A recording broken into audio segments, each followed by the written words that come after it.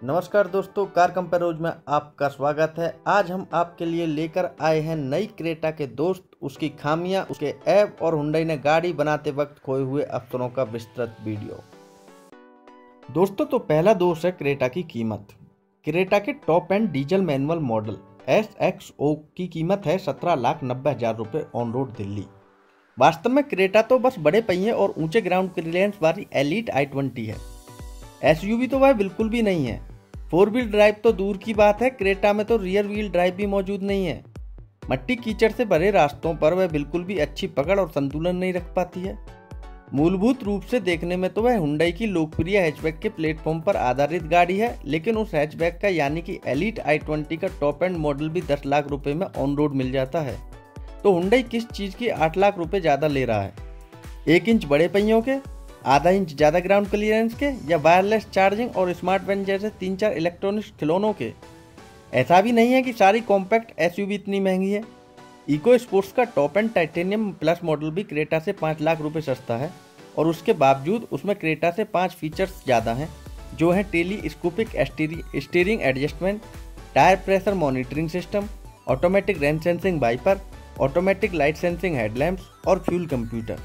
दोस्तों, 18 लाख में आज इनोवा क्रिस्टा का GX डीजल मैनुअल और जीप कंपास का स्पोर्ट्स टर्बो पेट्रोल जैसी गाड़ियां मिल जाती हैं, जो हर एक पहलू में क्रेटा से बहुत श्रेष्ठ गाड़ियां हैं। दोस्तों, दूसरा दोष है लो एंड टॉर्क। शर्म की बात है कि हुंडई ने गाड़ी विकसित करते वक्त अपने सारे पैसे इलेक्ट्रॉनिक्स खर्च कर दिए। उसके बजाय वह टर्बोचार्ज पेट्रोल इंजन जैसी एक बेहद उपयुक्त चीज दे सकता था।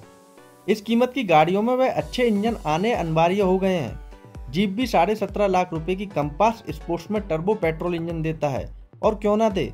अगर टाटा मोटर्स 3 साल पहले से ही उनकी 5.5 लाख रुपए में ऑन रोड मिलने वाली बोल्ट हैचबैक में टर्बो चार्ज इंजन दे सकता है तो क्रेटा जैसी महंगी गाड़ियों में तो टर्बो पेट्रोल होना ही चाहिए। क्रेटा के पेट्रोल इंजन का लो एंड टॉर्क और मिड रेंज पावर दोनों बहुत कमजोर है। ऊपर से उसका वजन भी काफी भारी है। इस वजह से शहरी ट्रैफिक में गाड़ी चलाते वक्त बार बार बदलने पड़ते हैं गियर, और हाईवे पर ओवरटेकिंग करते वक्त गाड़ी तेजी से रफ्तार भी नहीं पकड़ती। टर्बो पेट्रोल इंजन से कम उसकी मिड रेंज तो दमदार हो जाती, जैसी क्रेटा डीजल की है, लेकिन सिर्फ 1600 सीसी इंजन वाले मॉडल की। 1400 सीसी डीजल इंजन का पिकअप काफी कमजोर है, लेकिन लो एंड टॉर्क तो 1600 सीसी डीजल इंजन का भी काफी कमजोर है। 2000 RPM तक उसको टर्बो चार्ज सक्रिय नहीं होता है, और चालक को बार बार इंजन RPM बढ़ाना पड़ता है। दोस्तों, इसका तीसरा दोष है पकड़ और संतुलन। हमारी राय में यह क्रेटा का सबसे बड़ा दोष है।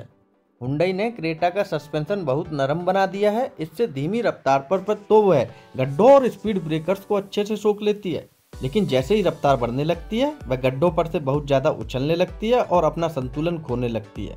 मोड़ों पर भी वह बिल्कुल भी अच्छी पकड़ और नियंत्रण नहीं दर्शाती है। मोड़ लेते समय फिसलने लग जाती है। हैंडलिंग के मामले में भी मार्केट की हर एक कॉम्पैक्ट SUV उससे बेहतर गाड़ी है। फिर चाहे वह इको स्पोर्ट्स से तुलना करो, नेक्सन से करो, कंपास से करो, ब्रेजा से करो, डस्टर से करो, कैप्चर से करो या VRV से, सभी की पकड़, संतुलन, स्टीयरिंग फील, चपलता क्रेटा से तो बेहतर ही है।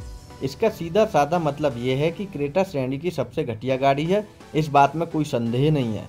इतना ही नहीं, क्रेटा का स्टीयरिंग भी हद से ज्यादा हल्का है, और स्टीयरिंग इतना हल्का होना कोई अच्छी बात नहीं है।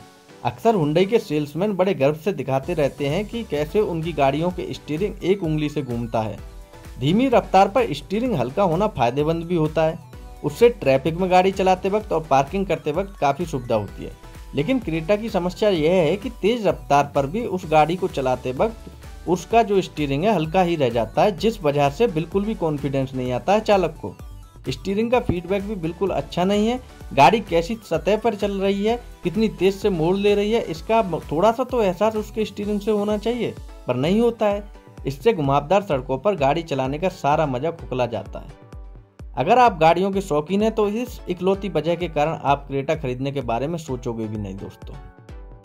दोस्तों, उसका चौथा दोष है बूट स्पेस। अचरज की बात है कि क्रेटा में SUV 4 मीटर सेडान से भी कम बूट स्पेस मौजूद है, और वो भी उनसे 300 mm लंबी होने के बावजूद। आज अमेज में 420 लीटर बूट स्पेस उपलब्ध है, टाटा टिगोर में 419 और हुंडई की खुद की एक्सेंट में 407 लीटर बूट स्पेस मौजूद है। लेकिन क्रेटा में सिर्फ 400 लीटर बूट स्पेस मिलती है। नेक्सन, इको स्पोर्ट्स और VRV WRV। तीनों की लंबाई 4 मीटर से कम है, फिर भी तीनों में क्रेटा से सिर्फ 40-50 लीटर बूट स्पेस कम है। ऐसा भी नहीं कि क्रेटा ने सीट पीछे लगाकर लेग रूम ज़्यादा कर दिया। क्रेटा का पैकेजिंग यानी कि अंदरूनी जगह का नियोजन ही ठीक से नहीं किया गया दोस्तों पांचवा और आखिरी दोष है लापता फीचर्स।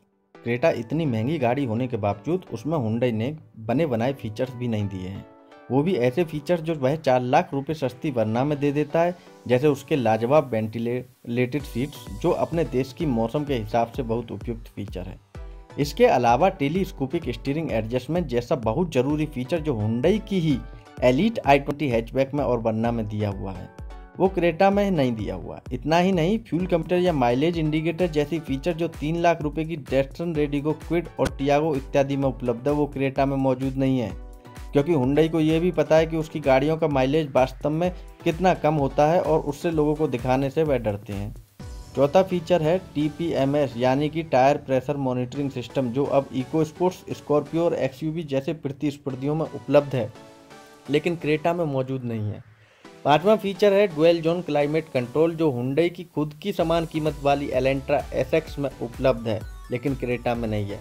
दरअसल एलेंट्रा में स्मार्ट ट्रंक यानी कि बिना टच किए खुलने वाली डिक्की, इको और स्पोर्ट्स मोड, वेंटिलेटेड सीट और रियर डिस्क ब्रेक जैसे कई सारे महत्वपूर्ण फीचर्स हैं जो हुंडई ने क्रेटा में नहीं दिए। अगर हुंडई ने सारे फीचर्स क्रेटा में डाल देता तो फिर वह एलेंट्रा से भी महंगी बन जाती। तो दोस्तों ध्यान दीजिए कैसे मूल्य मापन के हिसाब से अब क्रेटा एलेंट्रा से भी महंगी हो गई है।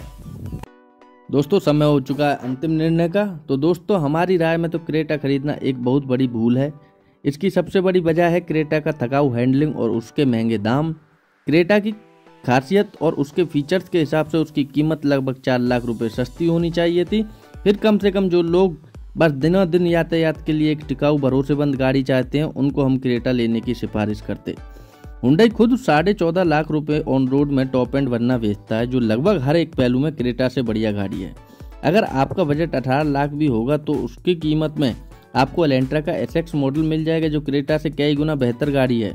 इसके अलावा अगर आप मैनुअल गियर वाली गाड़ी खरीदना चाहते हैं तो क्रेटा के कमजोर लो एंड टॉर्क से आपको हर रोज जूझना पड़ेगा। ज़्यादा पैसे देकर ये हर रोज का माथा पच्ची खरीद लेना वाकई में एक बहुत बड़ी गलती रहेगी दोस्तों। अगर दोस्तों आपको मैनुअल गियर वाली कॉम्पैक्ट SUV खरीदनी है तो इको स्पोर्ट्स टाइटेनियम प्लस आपके लिए सबसे बढ़िया पर्याय है। उसमें आपको क्रेटा से ज़्यादा फीचर, दमदार लो एंड टॉर्क, बेहतरीन पकड़ और सस्पेंशन कंफर्ट तो मिल ही जाएगा, लेकिन आपके पैसे भी बच जाएंगे दोस्तों। अगर आप ऑटोमेटिक गाड़ी खरीदना चाहते हैं तो इको स्पोर्ट्स में डीजल ऑटोमेटिक पर्याय उपलब्ध नहीं है। नेक्सन और ब्रेजा दोनों की डीजल AMT मॉडल्स बिल्कुल लाजवाब हैं, लेकिन नेक्सन टिकाऊ उम्र में और टाटा की खराब सर्विस के कारण को थोड़ा सा जोखिम भरा कह सकते हैं पर्याय रहेगा। इसके विपरीत ब्रेजा AMT बहुत ज़्यादा भरोसेमंद और किफ़ायती पर्याय है। तो दोस्तों आज मार्केट में कई सारे क्रेटा से सस्ते और बेहतर पर्याय उपलब्ध हैं, जिनकी कम से कम टेस्ट राइड किए बिना क्रेटा खरीदने का निर्णय न लें। तो दोस्तों अगर आपको अन्य गाड़ियों के दोष, उनकी कमियां, खामियां और उनके उत्पादकों ने खोए हुए अवसर देखने में दिलचस्पी है तो लाइक करें और नीचे दिए गए कमेंट सेक्शन का अपनी प्रतिक्रिया दर्ज करें। धन्यवाद।